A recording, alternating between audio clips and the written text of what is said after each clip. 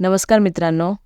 आज जर आपण कोकणात गेलो आणि घराघरात विचारलं, "काय गे, काय बनवलं नाश्त्यात?" तर तुम्हाला एकच उत्तर मिळेल, घावणे.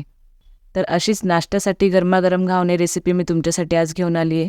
तर चला बघूया घावणे कसे बनवतात ते. नमस्कार, मी शलाका घरगप्पा फॅमिलीच्या या व्हिडिओत तुमचं स्वागत करते.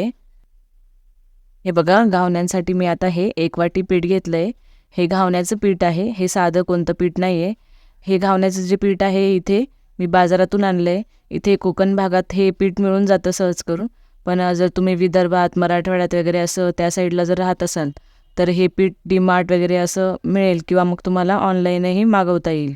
तर याचं प्रमाण बघा, 1 वाटी पीठ घेतलं आहे मी. त्याच वाटीने 2 वाट्या मी पाणी घेतलं आहे. कारण हे जे पीठ आहे आपण डोसा वगैरे करतो, त्याचं बॅटर करतो तसं नाही बनवायचं हे बॅटर. हे खूप पातळ असं बॅटर करावं लागतं घावण्यांचं. त्यामुळे पाणी हे जास्त घ्यायचं असतं. त्यानंतर चवीनुसार मीठ टाकायचं. यात बाकी सोडा वगैरे असं टाकण्याची काही गरज नसते. हे जे पीठ असतं हे ऑलरेडी रेडी केलेलं असतं. त्यामुळे त्यात इतर कोणत्याही गोष्टी टाकायची गरज पडत नाही. आता हे पूर्ण मी एकजीव करून घेते. यात ज्या गाठी जमा होतात त्या व्यवस्थित हातानेच मी काढून सर्व एकत्रित असं मिश्रण करून घेते. हे जे बॅटर आहे असं व्यवस्थित असं पातळ झालं पाहिजे, असं ते बॅटर बनवून घ्यायचं. दुधापेक्षा थोडंफार घट्ट म्हणायला हरकत नाही. हे बघा, असं हे पातळ बॅटर छान बनवून घ्यायचं. मी तवा गरम करण्यासाठी ठेवला. हा डोस्याचा तवा आहे. तुम्ही साधा तवा वगैरे पण वापरू शकता, पण शक्यतोवर याला डोस्याचा तवा घेतला तर छान जाळीदार असे घावणे तयार होतात. छान तापवून घेतला तवा. त्यानंतर याच्यावर थोडंसं ब्रशने असं तेल लावून घेतलं.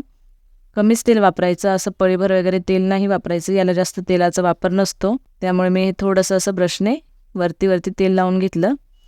त्यानंतर इथे बघा, हे जे बॅटर आहे हे एक फुलपात्र होतं माझ्याकडे, त्याच्या साहाय्याने मी हे घावणे बनवते. असं हे बॅटर बाहेरून आतमध्ये टाकत यायचं. सेंटरमध्ये मस्त असं गोलाकार घावणं तयार होतं. तुम्ही बघू शकता मी कसं केलं आहे ते.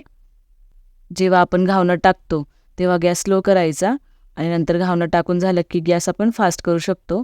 आणि घावणं टाकल्यानंतर आपण झाकण ठेवायचं आहे. इथे बघा, मी तवा घेतला आहे ज्याला हँडल आहे. तसं तुम्ही झाकण ठेवू शकता. इतर जर कोणतं झाकण असेल त्याला हँडल नसेल, ते जर झाकलं तर त्याच्याने ते काढेपर्यंत आपण त्याची वाफेचं जे पाणी असतं ते त्या आतमध्ये पडू शकतं. त्यामुळे हँडल असलेलं झाकण मी वापरलं आहे. माझ्याकडे तवाच होता त्यामुळे मी तव्याचा वापर केला आहे. तुम्ही बघू शकता.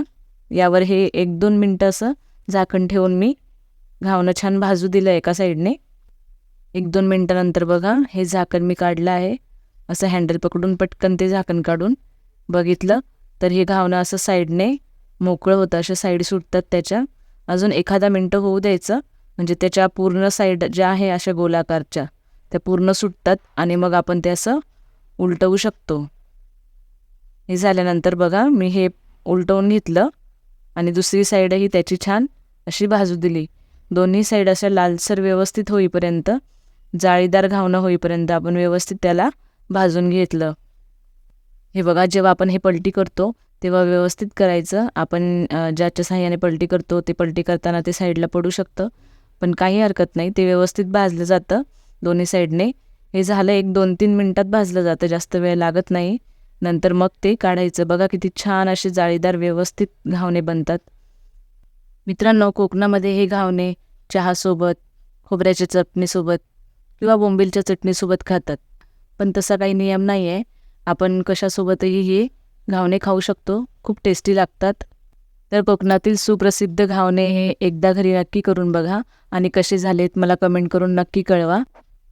आणि व्हिडिओ आवडला असेल तर व्हिडिओला लाईक करा, तुमच्या मित्रमैत्रिणींपर्यंत शेअर करा आणि चॅनल सबस्क्राईब करायला विसरू नका. धन्यवाद.